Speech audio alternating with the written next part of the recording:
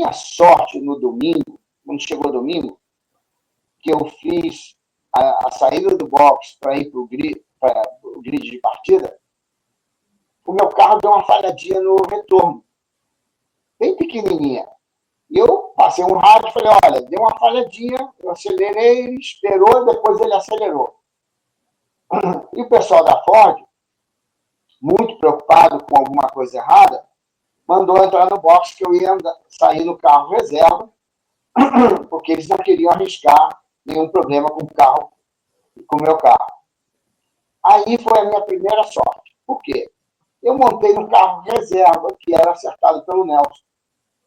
E, poxa, um carro acertado pelo Nelson é 10 vezes melhor do que um carro acertado por mim, naquela época. Então, aquilo já foi a minha primeira sorte. Demorou um pouquinho para eles mudarem os pedais, mas eles conseguiram fazer a tempo. Eu me preocupei um pouquinho, mas deu certo. O Nelson virou para mim, olha, eu vou fazer uma estratégia que nós vamos pegar todo mundo de saia curta. Eu falei, como é que é isso? Eu falei, olha, a maioria dos pilotos vão sair com pneu macio e vão trocar no meio da corrida.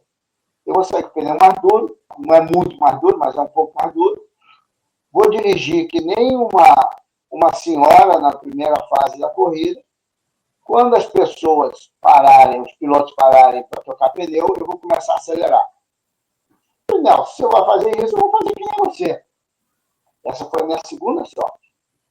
Porque sem físico para guiar, dirigir a primeira parte da corrida, que nem uma senhora devagarinho, me ajudou a me manter na pista. Aí o Senna jogou o Prost para fora na primeira corrida, na primeira curva, né? Nós ganhamos 2 posições. Eu ganhei 2 posições na largada, que eu passei 2 Williams, se eu não me engano. E, na segunda volta, o Gerhard Berger, que estava liderando com a McLaren, rodou na água do Prost, que o Senna tinha batido no radiador dele, né? Nós vimos ele rodar, tiramos o pé um pouquinho, passou o Mansell, o Nelson e eu, e daí para frente ficou Nelson, o Mansell, o Nelson e eu, com 2 Williams atrás. Eu tinha que só controlar que as Williams não chegassem muito perto de mim. E nós dirigimos com muita cautela. O Mansell parou no box para trocar os pneus e quebrou o semi-eixo na hora de sair do box. A corrida foi eu, Nelson e as 2 Williams. E com isso o Nelson começou a acelerar.